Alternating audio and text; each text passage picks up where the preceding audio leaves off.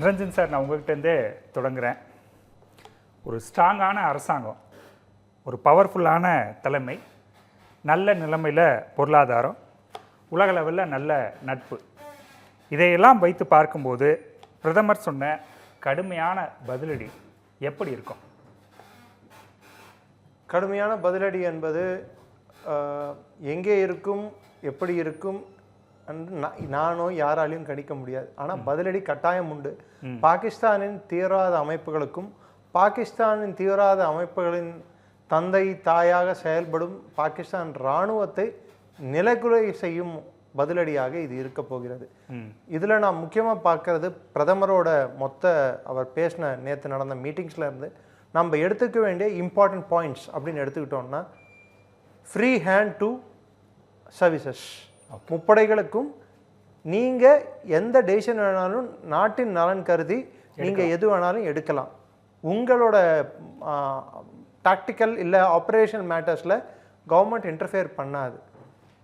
அதாவது 71 சாம் மெனக்ஷா அவர்கள் அவர்களுக்கு இந்திரா காந்தி அம்மையார் கொடுத்த ஒரு கட்டளை, எனக்கு பங்களாதேஷ் வேணும். அது மாதிரி பாகிஸ்தானுக்கு இப்போ பிரதமர் எனக்கு இது வேணும்னு சொல்லிட்டு ஒரு இலக்கை நிர்ணயிச்சிருப்பார். இன்னும் அது எந்த இலக்குன்னு யாருக்கும் தெரியாது, உங்களுக்கும் தெரியாது, எனக்கும் தெரியாது. அந்த இலக்கை நிர்ணயித்த பிற்பாடு இந்த இலக்கை அடைய வேண்டியது எப்படி அடையணுமோன்றது இராணுவம், விமானப்படை, கப்பல் படை அவர்கள் கையிலே அவர் விட்டு விட்டார். ஸோ மேக்ரோ மேனேஜ்மெண்ட் மட்டும்தான் அரசாங்கம் பண்ணும். மைக்ரோ மேனேஜ்மெண்ட் இனிமேல் இந்த முப்படைகள் பார்த்துக்கும். அதே சமயத்தில் உள்நாட்டு சூழ்நிலை, உள்நாட்டு பாதுகாப்பை உள்நாட்டு அதாவது மத்திய உள்துறை அமைச்சகத்துக்கு கீழ் செயல்படும் மற்ற அமைப்புகள், ஐடிபிபியிலேருந்து, சிஆர்பிஎஃப்லேருந்து, சிஏஎஸ்எஃப்லேருந்து, அசாம் ரைஃபிள்ஸ்லேருந்து இவர்கள் எல்லாம் பார்த்துப்பாங்க. So it's a clear cut indicator that government political இன்டர்ஃபரன்ஸை எந்த இடத்துலையும் எடுத்துகிட்டு வர மாட்டாது.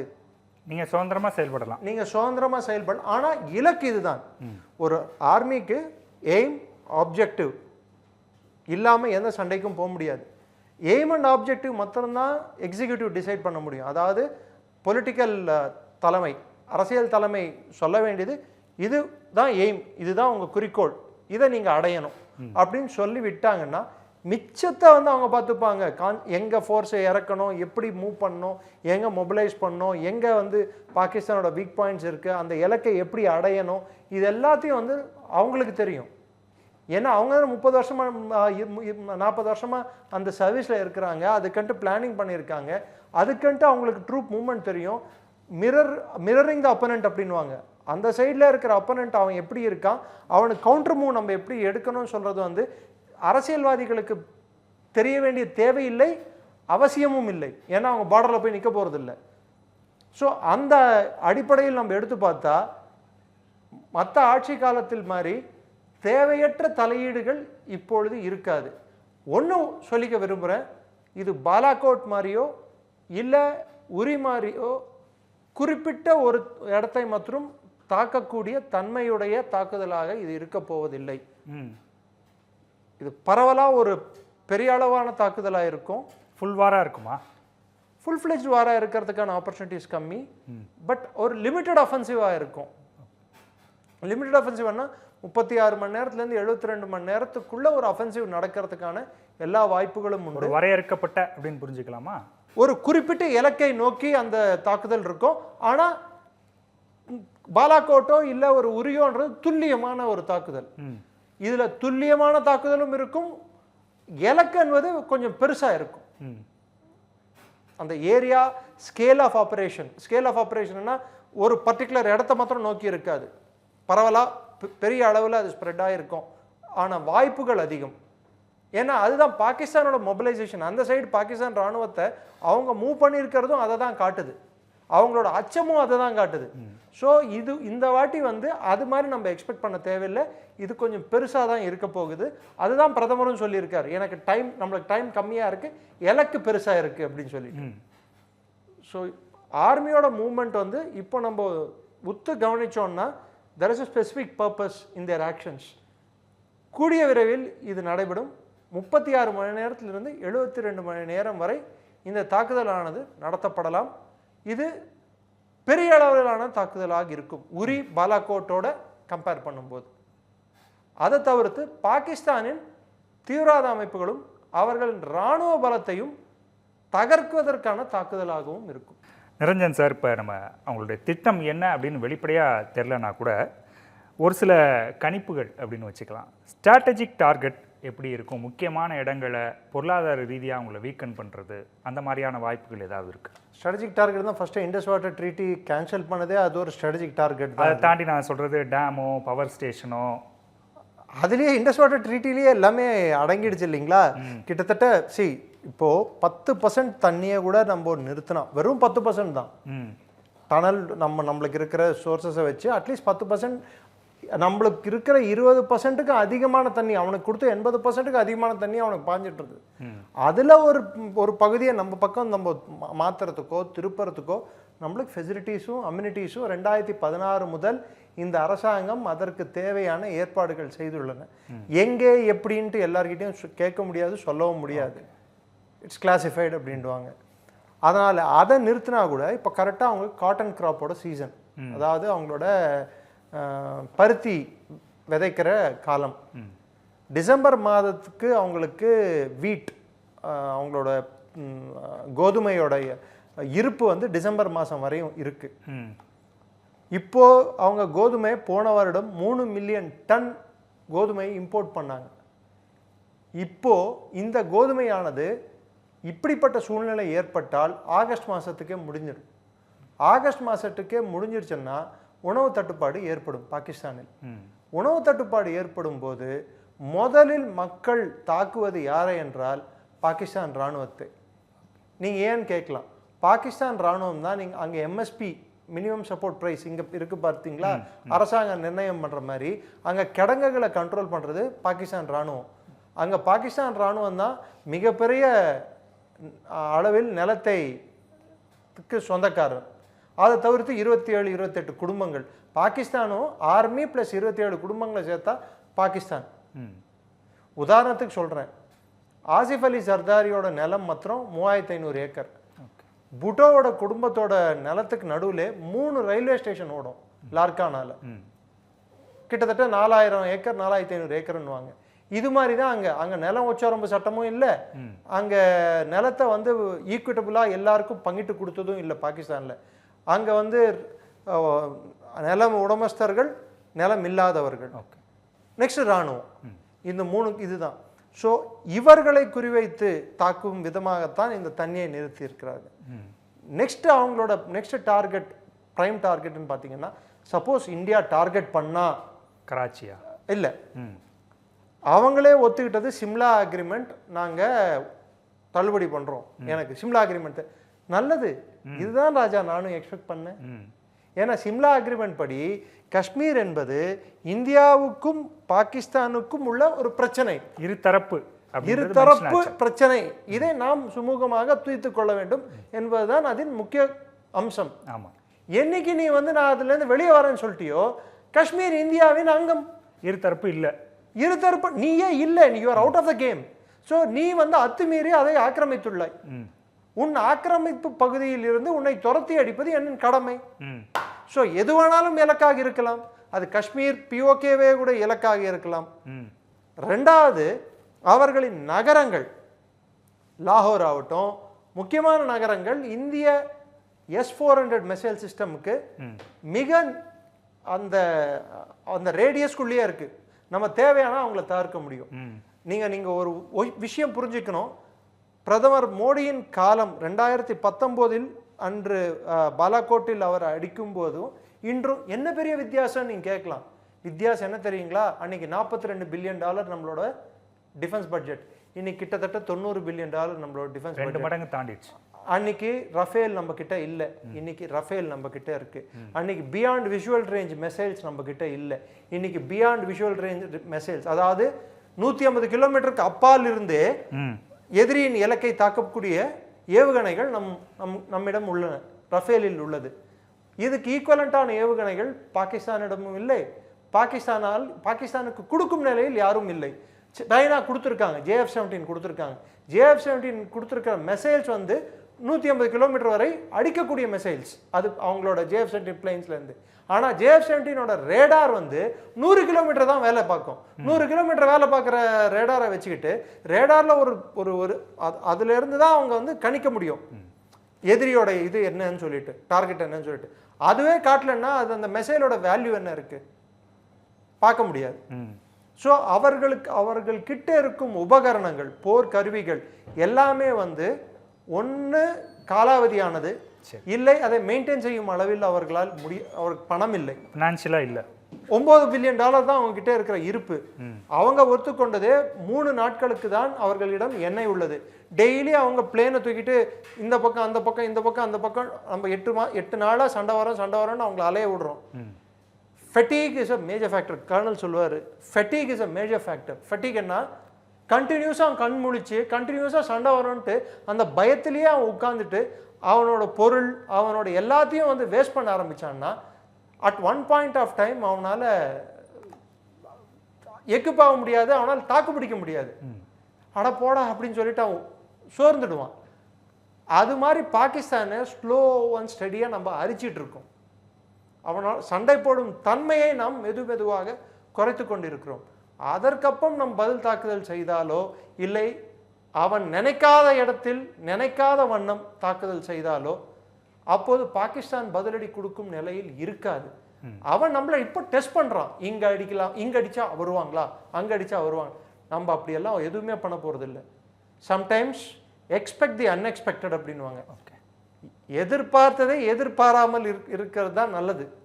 எதிர்பாராமல் நடந்தது தான் எப்பயுமே. அவன் பண்ணா இல்லை, எதிர்பாராம ஒரு சிவிலியன்ஸை கொன்னான். உதாரணத்துக்கு ஆந்திர பிரதேஷ்ல இருந்து போன ஒரு டூரிஸ்டோட தலையில மாத்திரம் அவரோட தலையே இல்லையா, 36 குண்டுகள் இருந்தது. அவர் குடும்பத்தினர் பார்த்து அங்க இருக்கும் துணை முதல்வரிடம் கேட்ட கேள்வி, நாங்கள் என்ன தவறு செய்தோம், உங்களை நம்பிதானே, பிரதமரை நம்பிதானே நான் அங்கே போனேன் காஷ்மீருக்கு, இப்போ என் கணவர் இது மாதிரி இறந்து போயிருக்கார், நான் வந்து என்னையும் கொன்னுடன் தீவிரவாதி கிட்ட கேட்டபோது அவன் எனக்கு சொன்னது போய் உன் பிரதமர் கிட்ட சொல்லுன்னு சொல்லிட்டு, இப்போ நான் என் பிரதமர் கிட்ட நான் என்னன்னு கேட்கறது. அப்போ அவர் deputy chief minister Pawan Kalyan சொன்னது, அம்மா நாங்கள் செய்த தவறு, நீங்கள் எது சொன்னாலும் நாங்கள் இன்னைக்கு கேட்டுக்கொள்ளும் நிலையில் நாங்கள் இருக்கிறோம் அப்படின்ட்டு பொறுமையாக கேட்டிருக்காங்க. இது மாதிரி அந்த மஞ்சுநாத்தோட மனைவி பிரதமரிடம் கேட்கும்போது நீங்கள் என்ன உங்களுக்கு என்ன சொல்ல வரீங்க, உங்களுக்கு என்ன தேவை. காஷ்மீர் இந்தியாவின் இணைப்பிரியாத அங்கம். இங்கே நாங்கள் எப்படி பெங்களூரில் சுதந்திரமாக கர்நாடகாவில் இருக்கிறோமோ அது மாதிரி காஷ்மீருக்கும் நாங்கள் சுதந்திரமாக எந்த ஒரு உயிருக்கு அச்சுறுத்தல் இல்லாமல் போயிட்டு வர மாதிரி அடுத்த தலைமுறைக்காவது கொடுங்க அப்படின்னு சொல்லியிருக்காங்க. அப்போது ஒரு குடிமகனாக இந்த நாட்டின் பிரஜையாக 140 கோடி மக்களின் தலைவனாக அந்த பிரதமருக்கு வந்து அது மனதளவில் அது ரொம்ப பாதிச்சிருக்காதா? ஸோ இந்த பாதிப்புகளின் நீட்சி தான் இன்று இராணுவத்திற்கு நாம் எடுத்துக்கொள்ளும் முன்னேற்பாடுகள். இன்று இராணுவத்திற்கு இராணுவ செலவினங்கள் அதிகமாக பண்ணியிருக்கோம். இந்த 5 வருடங்களில் நம் போர்க்கருவிகள் முதல் நாம் செய்திருக்கும் பல திட்டங்கள் பாகிஸ்தானோடு 10 மடங்கு இல்லை 10 மடங்கு வலிமை அடைந்திருக்கிறோம் இந்தியா. இன்று அவர் ஷேகர் சார் சொன்னார், இவரும் சொன்னார் ஷக்ஸ்காம் வேலின்னு சொல்லிட்டு ஒரு சைனா கிட்ட இருக்குன்னு சொல்லிட்டு. சைனாவை இதுக்குள் இழுப்பதற்கு நமக்கு தேவையில்லை, சைனா இதுக்குள் வர வேண்டிய அவசியம் இல்லை. ஆனால் பாகிஸ்தானுக்கு சைனா வந்தால் நல்லதுன்ற அவன் நினைப்பான். ஸோ அதுக்கும் வழி இல்லாத மாதிரி தான் நம்ம ஏதோ ஒரு பிளானிங் பண்ணியிருப்போம். இதுவரைக்கும் பிளானிங் என்னன்ட்டு யாருக்கும் தெரியாது. But there is a concrete plan. We have prepared a clear cut agenda. இதுதான் அஜெண்டா, இதுதான் இலக்குன்னு சொல்லிட்டு கிளியராக தெரியும். இத்தோட பாகிஸ்தான் அடுத்த 10-15 ஆண்டுகளுக்கு பொருளாதார ரீதியாக, டிப்ளமேட்டிக்கா, மிலிட்டரியா, அதாவது இராணுவ பலத்திலும் எல்லா விதத்திலும் அந்த நாட்டின் தன்மையை அளிக்க வேண்டும். இன்னொரு முறை பேல்காம் போன்ற தாக்குதல் நடக்க விடாமல் செய்ய வேண்டும் என்றால் அந்த இராணுவத்தின் to kill the head of the cobra அப்படின்வாங்க, பாம்போட தலையை தான் அடிக்கணும் முதல்லன்னுவாங்க. அது மாதிரி அந்த பாகிஸ்தான் என்னும் அந்த கொடிய விஷம் கொண்ட அந்த பிராணிக்கு தலையே வந்து இராணுவம் தான். அந்த இராணுவத்தின் தலைமையை அழித்து விட்டாலோ ராவல்பிண்டி அடிக்கிறதுக்கு வாய்ப்பு இருக்கா? அப்போ ராவல்பிண்டியை தான் அழிக்கணும் இல்லை, கோர் கமாண்டர்ஸோட ஹெட் குவார்ட்டர்ஸ் அட்டாக் பண்ணலாம். அவங்களுக்கு இருக்க ஒரே ஸ்ட்ரைக் கோர்ன்றது மங்களா ஸ்ட்ரைக் கோர்னுவாங்க, மற்றதெல்லாம் டிஃபென்சிவ் ஃபார்மேஷன். 10 கோரில் 4 கோர் வந்து டிஃபென்சிவ் பொசிஷனில் இருக்குது, 2 வந்து கைபர் பக்தூன்வால பிரச்சனையில் மாட்டிகிட்டு இருக்கு. நம்மளோட joint secretary, foreign affairs joint secretary போய் ஆப்கானிஸ்தானோட வெளியுறவுத்துறை அமைச்சரை வந்து சந்தித்து பேசியிருக்காரு. ஒருவேளை ஆப்கானிஸ்தான் மூலம் அங்கே வந்து ஒரு ப்ரெஷரை உண்டாக்கலாம் கைபர் பக்தூன்வால. பலூச்சிஸ்தானில் 4 நாள் முன்னாடி 17 பாகிஸ்தான் வீரர்கள் கொல்லப்பட்டுள்ளனர். கொட்டாவில் இருக்கிற கோர் அது வந்து அந்த பிரச்சனையில் மாட்டிக்கிட்டு இருக்கு.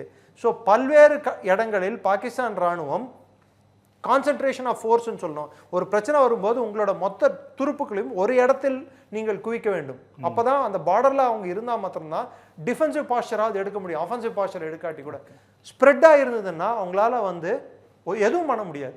ஸோ எதை டேக்கிள் பண்ணுறது? பலூச்சிஸ்தானை அவங்க காப்பாற்றுவாங்களா, கைபர் பக்தூன்வாவை ஸ்டெபிலைஸ் பண்ணுவாங்களா, அதாவது அதில் இருக்கிற பிரச்சனையை அணுகுவாங்களா, இல்லை இந்தியாவையே சமாளிப்பாங்களா? இப்போ அவங்களுக்கு பல்வேறு தரப்பில் பற்றி எரிகிறது. இதில் இந்தியா வந்து இப்போ அவங்கள வந்து டென்டர் ரூக்ஸ் அப்படின்வாங்க, என்ன பண்ணுவோம்னு சொல்லிட்டு ஒரு அச்சத்தில் ஆழ்த்தி உள்ளோம் அவர்களை. இந்த அச்சம் தொடர தொடர தொடர தொடர ஒரு சஸ்பென்ஸ் தொடர தொடர தொடர பாகிஸ்தான்லேருந்து பெதற்றல்கள் அதிகமாகும். அரசியல்வாதிகள் இருந்து இராணுவத்திலிருந்து தேவையில்லா தாக்குதல்களும் தேவையில்லா அத்துமீறல்களும் அதிகமாகும். அதற்கு இந்தியா வந்து அவர்கள் எண்ணிய இடத்தில் நாம் அடிக்கப் போவதில்லை, ஆனால் நாம் எண்ணிய இடத்தில் அடிக்கும் போது பாகிஸ்தான் நிலை குலையும். இதுதான் ஸ்ட்ராட்டஜி. நேவியை பொறுத்த வரைக்கும் 8 சப்மரைன் பாகிஸ்தான் கிட்ட இருக்கு. ஓகே, அதில் 6 தான் வந்து 6 வந்து அதாவது ரிப்பேரு மற்ற பிரச்சனைகளில் டாக் பண்ணிட்டாங்க. ஓகே, 2 தான் ஃபங்க்ஷனல் சப்மரைன். சப்மரைன் இல்லாத ஒரு நேவி வந்து தாக்கு பிடிக்கிறது ரொம்ப கஷ்டம். ஏர்கிராஃப்ட் கேரியர் இல்லை, சப்மரைன் இல்லை, இருக்கிறது கோவர்டேஸ், ஃப்ரிகேட்ஸு, டெஸ்ட்ராயர்ஸ். ஸோ அதனால் அவங்க கராச்சியை காப்பாற்றிக்கிறதோ இல்லை மரக்கன் கோஸ்டில் இருக்க குவதாரை காப்பாற்றிக்கிறதோ இந்தியன் ஆர்மடாக்கு அகேன்ஸ்டாக, இந்தியன் ஃப்ளோட்டில்லாக்கு அகேன்ஸ்டாக ரொம்ப கஷ்டம். இந்த தீவிரவாதிகள் பயன்படுத்தின ஒரு ஃபோன் ஒன்று சொல்கிறாங்க, மேட் 60 ப்ரோ அப்படின்னு சொல்லிட்டு. அது வந்து சிம் ப்ளஸ் வந்து சேட்டலைட் ஹைப்ரிட்டு சைனாவில் தயாரித்ததை அதை யூஸ் பண்ணியிருக்காங்க அப்படின்னு சொல்லி.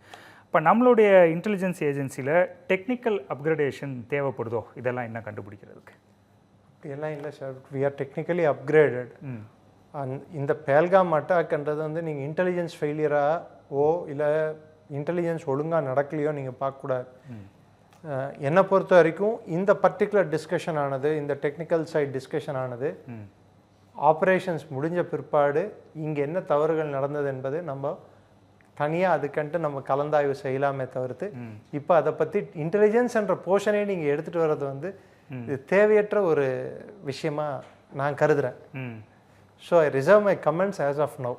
Okay, we do have intelligence capabilities, we have better intelligence capabilities then நானுமே அப்கிரேட் பண்ணுமான்னு தான் கேட்டேன். வி ஹாவ், நம்மளுக்கு தெரிஞ்சிருக்கும், தெரியாமலாம் இருந்திருக்காது. பட் டிஜிட்டல் ஃபுட் பிரிண்ட்டோ அங்கே ஏதோ ஒரு லேப்ஸ் நடந்திருக்கு.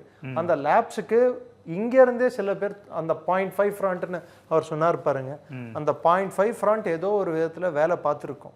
ஸோ அதை இப்போ டிஸ்கஸ் பண்ணுறதுக்கான ஏதுவான சூழ்நிலை இல்லை. சரி, இப்போது இந்தியர்கள் பாகிஸ்தானை வீழ்த்துற ஒரு தருணத்தில் இருக்கிறோம். 1 nudge at a time, inch by inch at a time. கொஞ்சம் கொஞ்சமாக செல் அரிக்கிற மாதிரி பாகிஸ்தானை அரிக்கணும். பாகிஸ்தானை துண்டாடுவது தான் இந்தியாவுக்கு முழுமையான வெற்றியை தேடி கொடுக்கும். அதாவது நிரந்தர அமைதி நமக்கு வேணும்னா பாகிஸ்தான் துண்டாடப்பட வேண்டும். அட்லீஸ்ட் இண்டஸ், காய்ந்த வற்றிய இண்டஸ் நதியில் அந்த காக்கி யூனிஃபார்ம் போட்ட கயவர்களின் ரத்தம் கசிய வேண்டும். மறுபடியும் சொல்கிறேன், அந்த ரத்தம் கசிஞ்சா, ஏன்னா நான் ஏன் இதை சொல்கிறேன், நீங்கள் எல்லாரும் வந்து ஒரு மாதிரி மிருகத்தனமாக இருக்கேன்னு நினைக்கலாம். பாகிஸ்தானின் மொத்த வரலாற்றில் இராணுவம் மறைமுகமாகவோ நேர்முகமாகவோ ஆட்சி செய்த காலகட்டங்கள் தான் அதிகம்.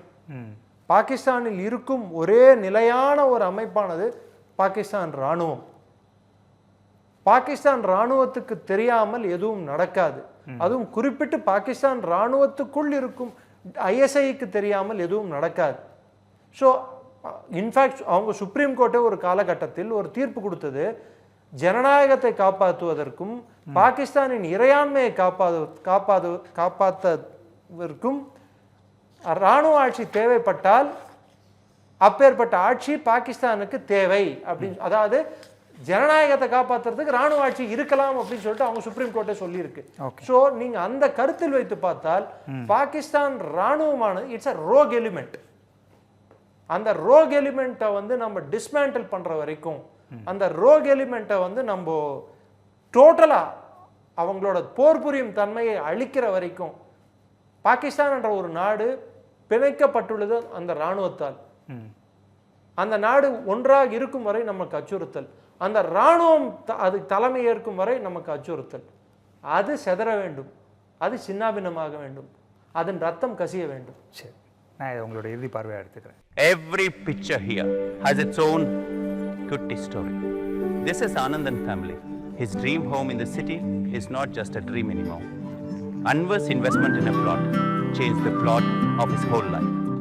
John definitely couldn't live inside the box, so he thought a little outside the box. 15,000 happy stories in 12 years across many cities. You could also come home and be a part of this story. G Square, come home.